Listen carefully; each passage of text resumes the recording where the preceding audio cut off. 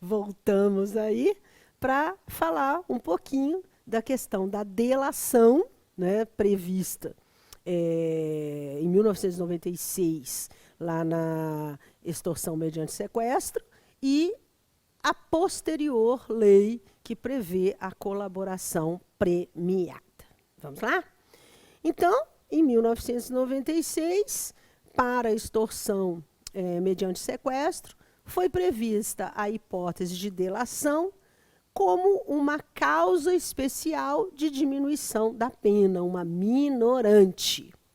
Em 2013, veio a Lei 12.850, ampliando o benefício, ampliando as hipóteses, né, de colaboração e apresentando a delação como uma espécie, como uma modalidade de colaboração. Então, se você for estudar a 12.850, você vai ver que existem, né, algumas formas, né, de colaborar, e uma delas é justamente a delação. Todavia, essa lei 12.850, ela passa a prever para a colaboração e, portanto, também para a delação, benefícios bem mais vantajosos do que uma causa de diminuição de pena. Então, a lei prevê possibilidade de perdão, a lei prevê possibilidade de não oferecimento da denúncia, né? Que são muito mais, são benefícios muito mais significativos do que uma causa de diminuição de pena. E aí a pergunta que se faz é a seguinte: mas e aí? Quando for extorsão mediante sequestro, eu posso aplicar 12.850 ou não? Sim. Inclusive, o entendimento é que esse parágrafo da extorsão mediante sequestro, que prevê a delação, ele, com a edição da 12.850, caiu, inclusive, em desuso, porque é uma lei posterior que cuida do tema com maior amplitude e traz benefícios mais vantajosos para o colaborador. E alguns doutrinadores mencionam, inclusive, que seria aí uma analogia in bona partem, né? Que você tem uma previsão de algo na lei em espécie, mas numa lei especial, uma previsão bem mais vigorosa, né, do Instituto, e, portanto, não tem problema nenhum eu aplicar a 12.850 de 2013, também para as hipóteses de delação nos casos de extorsão mediante sequestro. Ok? Então, chegamos aqui ao final do nosso estudo desses crimes, né? São, eu ia falar esses crimes bonitos, né? Eles são bem estruturados, têm muitas peculiaridades, na verdade. O furto, o roubo, a extorsão e a extorsão mediante sequestro. Lembrando aos colegas que, com relação à apropriação indébita, nós começamos o nosso estudo, quando a gente falou do furto, eu apresentei os principais pontos, né, da apropriação indébita. Certamente você vai lembrar que eu menciono a questão da coisa havida por erro, da coisa havida por caso fortuito, da apropriação indébita de coisa achada. Então, damos como estudado este ponto, ok? E partimos agora, então, para o estudo do estelionato. Lembrando aos colegas que falamos, né, do estelionato quando tratamos do furto qualificado pela fraude, né, do furto mediante fraude. Sendo certo, gente, eu vou pedir licença, tomar um golinho de água, pera lá. desculpa, né? Sendo certo que essa distinção, essa diferença entre o furto praticado mediante fraude e o estelionato, ela é muito cobrada em provas e concursos. E aí, né, quando a gente diz que no furto o verbo é subtrair, e a subtração ela indica uma conduta solitária, unilateral. No furto mediante fraude, eu tenho um engodo, eu tenho uma fraude, eu tenho um ardil para que o agente do furto crie condições de subtrair a coisa. No estelionato, o verbo é obter. E obter indica um movimento bilateral. Porque eu só obtenho algo de alguém, que é exatamente o que acontece no estelionato. O agente, né, o estelionatário, ele usa de artifício, de ardil, ele usa de meio fraudulento para convencer a vítima a lhe entregar a vantagem indevida.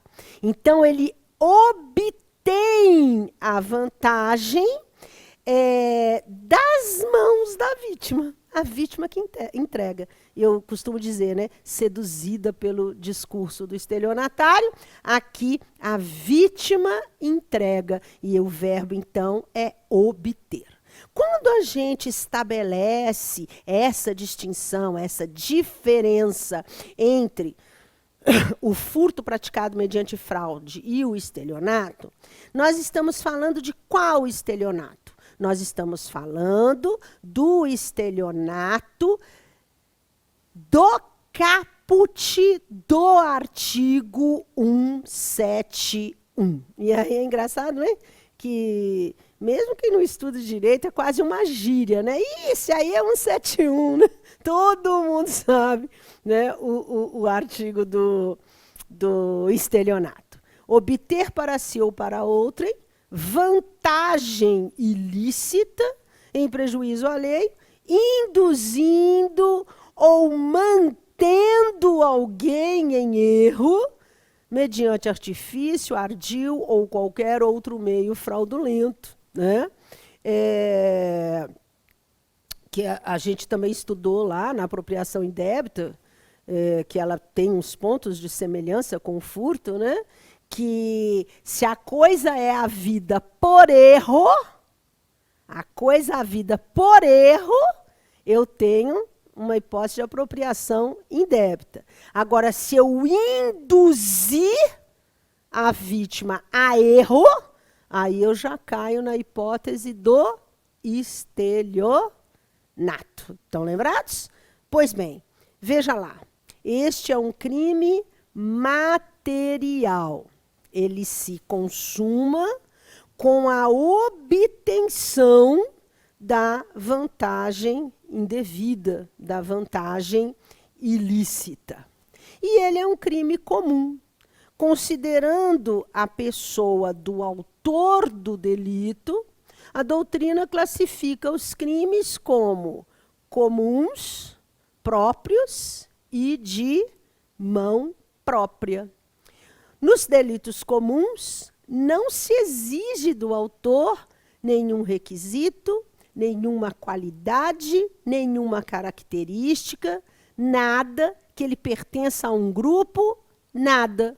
E é por isso que a gente fala que o estelionato é um crime comum, porque qualquer pessoa, independentemente da sua profissão, independentemente de seu sexo, independentemente de parentesco com a vítima, qualquer um pode ser autor de estelionato.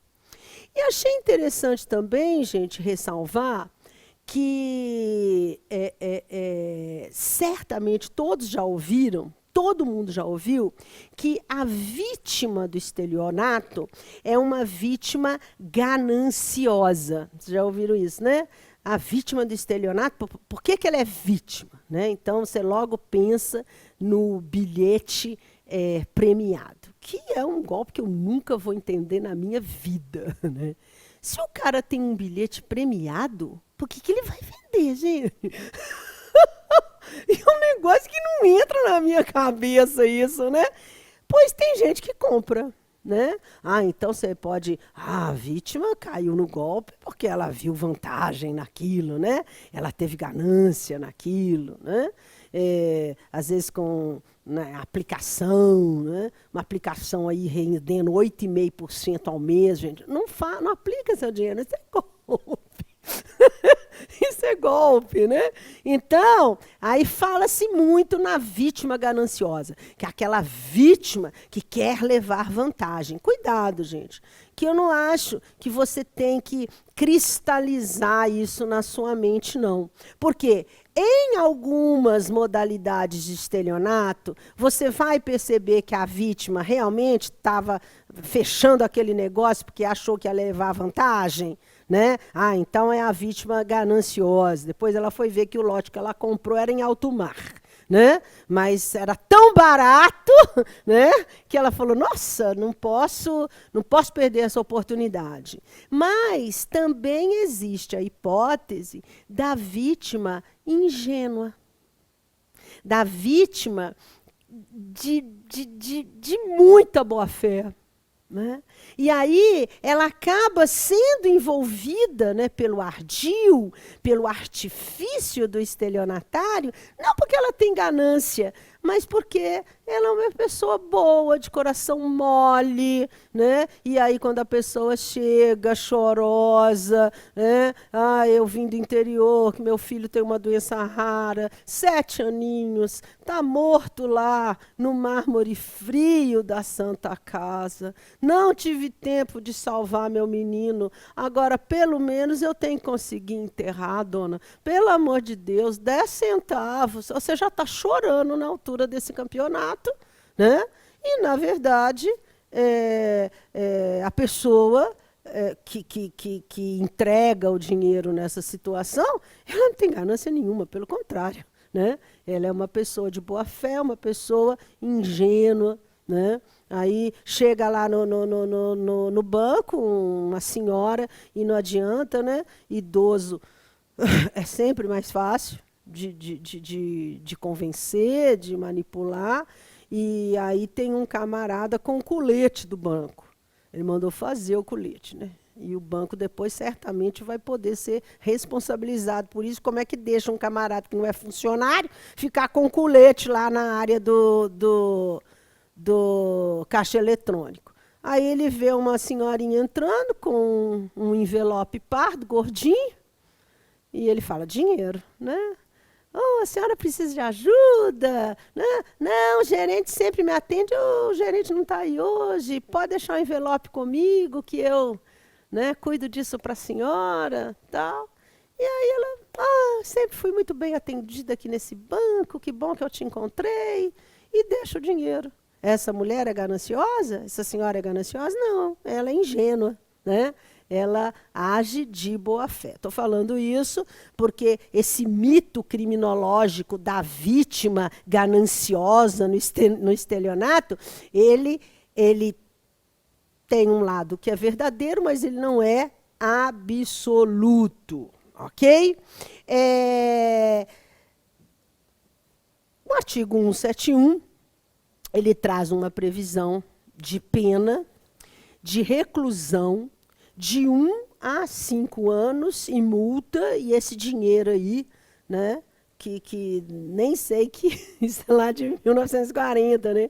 R$1.000 a 10 contos de réis. Claro que esse dinheiro não existe mais, a multa é fixada na moeda corrente, né, à época da sentença, né?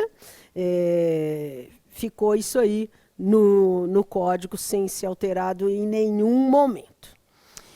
Vou trazer aqui agora algumas súmulas que eu não posso, né, cuidar, não posso estudar o estelionato sem ter conhecimento dessas súmulas.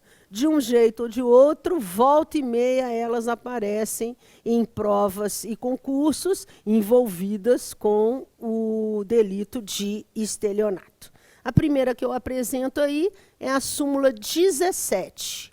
Quando o falso se exaure no estelionato, não lhe restando, pois, potencialidade lesiva, é por este absorvido, né? Ou seja, se uma pessoa falsifica um documento, e nós temos lá os crimes de falsificação, mas ela falsifica o documento, não é para ficar usando o documento, não é para entregar o documento para alguém, ela falsifica o documento para praticar o estelionato. Então, ela vai vender alguma coisa que não é dela, e aí falsifica o documento como se a coisa fosse dela, mas ela falsifica o documento só para praticar o estelionato. Aí o que acontece? O falso se exaure no estelionato. E acabou. Ela não vai mais usar aquele documento que ela falsificou para praticar o estelionato, mas para nada. O estelionato absorve a falsificação. Então, sem dúvida nenhuma, aqui está uma súmula que se valeu, sim, do princípio da consunção, né? Quando uma das hipóteses é quando o crime fim absorve o crime meio. É exatamente o que a súmula demanda. Então, toda vez que você se deparar com uma hipótese de falsificação misturada ali com um golpe, com um estelionatário, atenção! Mas, Andréia, veja lá. Na falsificação de documento público, prevista no artigo 297, a pena da falsificação é maior, é de 2 a 6 anos, do que a pena do estelionato, que é de 1 a 5 anos. É isso mesmo. Porque quem que disse que, aplicando-se o princípio da consunção, o crime que vai absorver necessariamente é o mais grave. É o que tem a pena maior. E a súmula está aqui e não nos deixa mentir que o princípio da consunção, ele não se preocupa com a pena. Ele quer saber o seguinte: tem um crime fim? Tem. Teve um crime meio para atingir o crime fim? Teve. Então, só se pune com o crime fim, independentemente das penas que se aplica a um ou a outro delito. Ok? A súmula 23, tratando-se de falsificação grosseira, incapaz de enganar o homem comum, o crime se caracteriza como o de estelionato e não o de moeda falsa, sendo, pois, competente o juízo estadual comum. No crime de moeda falsa, o juízo competente é a Justiça Federal. Mas o entendimento dos tribunais superiores, inclusive sumulado pelo STJ, é que para que eu tenha a moeda falsa, essa falsificação, ela tem que convencer, né? Então, Quem nunca foi ao supermercado, né? E não viu o rapaz do caixa, a menina do caixa, levantando a nota, fazendo assim contra a luz, né? Ah, você quer aprender? Eu não. Eu quero lá identificar a nota falsa. Porque se não houver dolo, não há responsabilização, né? E quantas vezes não teve medo dela fazer assim, falar, essa nota é falsa, senhora. Porque ela estava na sua carteira e você, ela era tão, ela tinha tanto aspecto de verdadeira, que você, né, tirou no caixa eletrônico, pôs na sua carteira e estava pagando no supermercado com ela, e a nota é falsa. Aí, crime de moeda falsa, Justiça Federal é que vai ser o juiz competente para processar e julgar esse caso. Agora você está lá, no supermercado. Aí você não, o meliante. Ele abre a carteira e entrega para a moça uma nota de R$150. Aí ela ri, né? Assim como você também deve ter rido, né? Banco imobiliário agora tem nota de R$150? Essa é uma falsificação grosseira. A nota pode ser a mais bonitinha, mais fofa do planeta, que ela não vai precisar nunca nem fazer assim, né? Ou então uma nota de 100 vermelha. Você fala assim, ah, meu filho, está rindo do meu cabelo branco? Só pode ser, né? Essa nota é falsérrima. Ela não é capaz de iludir, de enganar uma pessoa de conhecimento médio, né? Que conhece dinheiro. Ah, você conhece dinheiro? Ah, eu conheço dinheiro. Né? É falsificação grosseira. Todavia, vamos pegar a nota de 150 e vamos viajar pelos grotões do estado de Minas Gerais. Zonas rurais em que mal pega um rádio. Elas existem? Elas existem. E ali, na beira de uma estradinha de terra, tem uma vendinha com um senhor já idoso, que já não tem mais paciência nem de ouvir o radinho que ele tem em casa. Mal vê uma televisão, quando, né, novela, que é o que ele gosta. E aí o camarada chega, lembrando que o estelionatário, ele é uma pessoa agradabilíssima, já conversei com muitos, né, no transcorrer da minha carreira de defensora pública, sempre conversam bem, né? Colocam bem as palavras e chega lá e pede uma cerveja, e pede um tira-gosto, e faz uma pequena comprinha. E aí o senhorzinho vai ficando animado. Fala, não, hoje vou poder até fechar mais cedo, vou vender hoje o que eu não estou vendendo em um mês. E aí, ao final, ele saca a nota de R$150.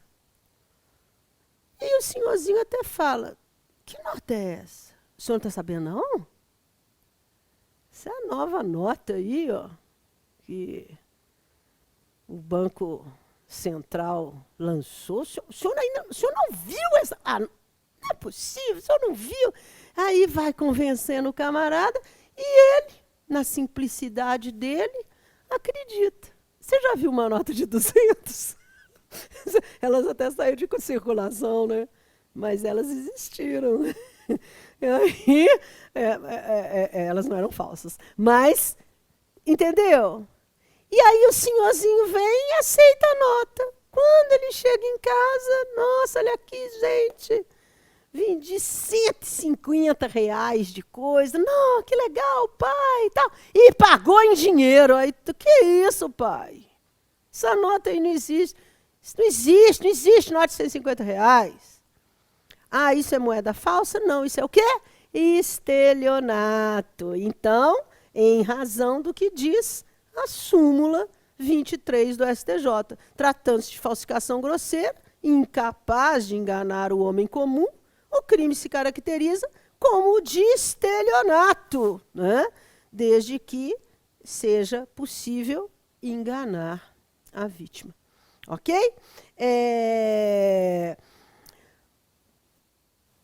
Uma outra questão que eu levanto aqui, absolutamente simples, não tem intrincamento nenhum, mas como a gente sempre tem que pensar que os concursos começam, em regra, com a prova objetiva, existe estelionato privilegiado? Sim. O parágrafo 1º do artigo 171 diz assim: se o criminoso é primário e é de pequeno valor o prejuízo, o juiz pode aplicar a pena conforme o disposto no artigo 155, parágrafo 2º do Código Penal. O que é que eu tenho no artigo 155, parágrafo 2º do Código Penal? Transcrevi aí para facilitar o nosso estudo. Nós temos a figura do furto privilegiado. Se o criminoso é primário e é de pequeno valor a coisa furtada, o juiz poderá substituir a pena de reclusão pela de detenção, que não está valendo mais nada, né, na atualidade, diminuí-la de 1 a 2/3, que é efetivamente o que mais interessa, ou aplicar somente a pena de multa, se a pessoa tem alguma condição, também é bom, mas, em regra, para os assistidos da Defensoria Pública, sempre que se impõe a multa, é um sacrifício gigantesco, né, para o assistido da Defensoria Pública. Mas é isso que você tem que saber. Primeiro, existe estelionato privilegiado? Sim. Quais os benefícios o juiz deverá conceder, né, configurado estelionato privilegiado? Os mesmos, né, do furto privilegiado, que são a substituição da reclusão pela detenção, a diminuição da pena de 1 a 2/3, ou aplicar somente a pena de multa, ok? Seguindo aí, nós entramos ali no parágrafo 2º, no que a doutrina chama de formas equiparadas ao estelionato, que, na verdade, são espécies de estelionato. Então, o legislador diz, nas mesmas penas incorre quem? Nas mesmas penas incorre quem dispõe coisa alheia como própria. Então, a coisa não é dele e ele sai vendendo, alugando, né? Permutando a coisa. Alienação ou oneração fraudulenta de coisa própria.